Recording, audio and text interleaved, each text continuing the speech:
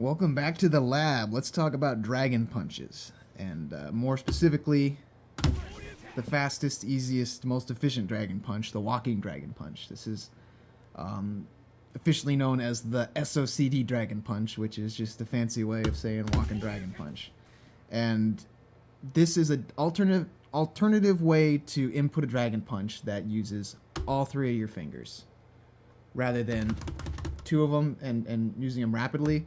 We're gonna do less motion over more fingers. So this is we'll get into it, because this part right here, it's an easier input, but you got to understand it. And this is going to be the part that I'm going to teach you today, so that this doesn't look intimidating or hard. It's just what it is. It's easy. So starting out, before we really get into how SOCDs work, let's just look at how normal dragon punches work.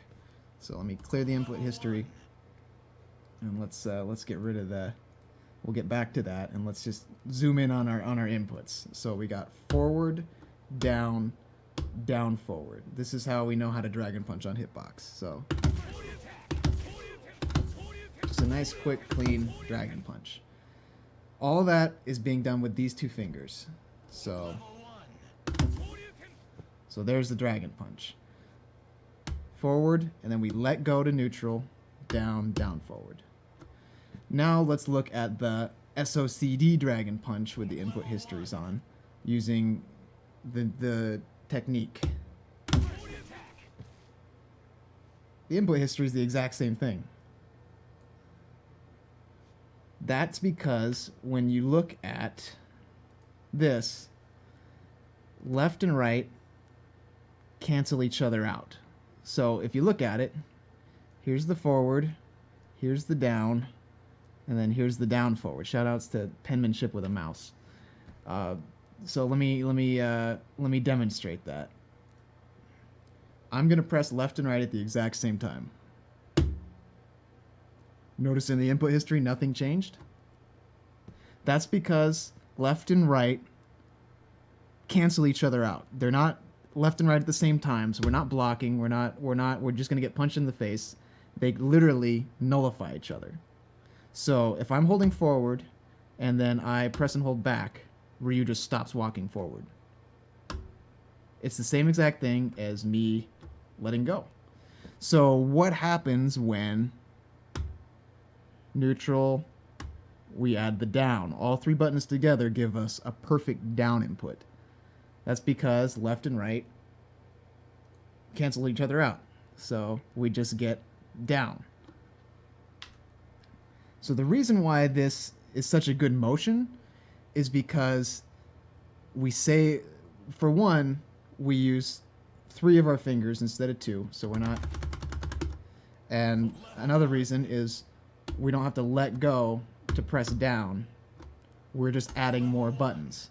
So forward, down, and then to get to down forward, we let go of the back, and it gives us the dragon punch. So forward, down, down, forward. So let's do it in full motion. Nice slow one.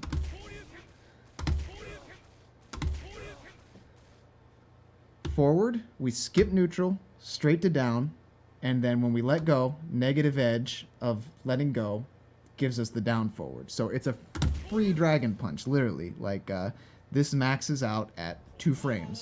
So I'm waiting to react. Like, what's it gonna be? Dragon punch. 2 frames, I can get a dragon punch, just straight up. So when I play MODOK, we'll get to Viper. I'm waiting for that Virgil stinger or whatever, and then I can just, bam! I've just dragon punched on reaction, because we're already holding forward. That's already one input, already taken care of, and then we just twitch out 2 frames the down forward. So that's how it works. Another way to think of it, to just re-explain the same thing twice, is yeah, right up here, think of it as hold forward, down back, and then let go to down. And in some weird mirrored inverse way, that gives you forward, down, down, forward, just because left and right cancel each other out.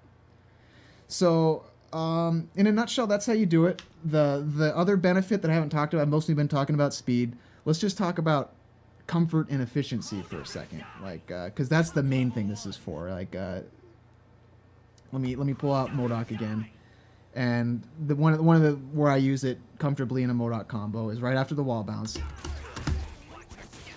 Now, if you look at the input here,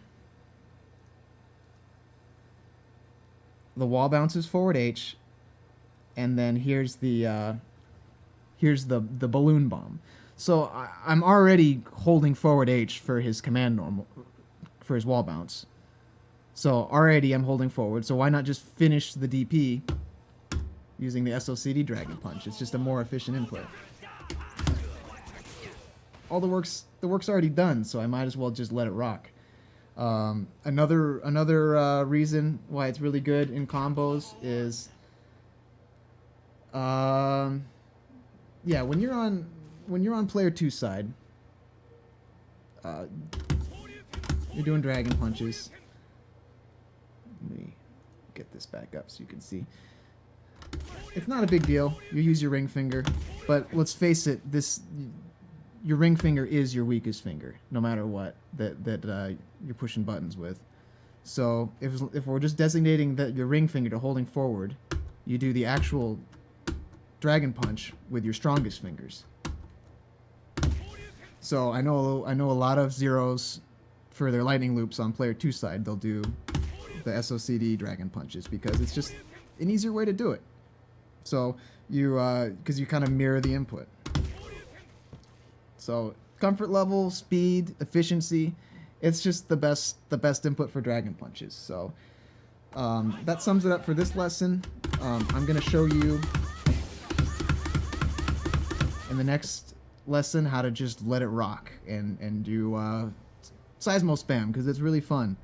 But real quick before we go to the next episode, I want to give a shout out to David Cox. IFB Pwn Star is what he used to go by. Now he's Dr. Optimal or Droptimal, depending on how his execution is for the day. Anyway, he's the guy that was first pioneered SOCD Dragon Punches, so I wanted to give a shout out to him, and I'll put a link to his original tutorial. So thank you, and I'll see you in part 2.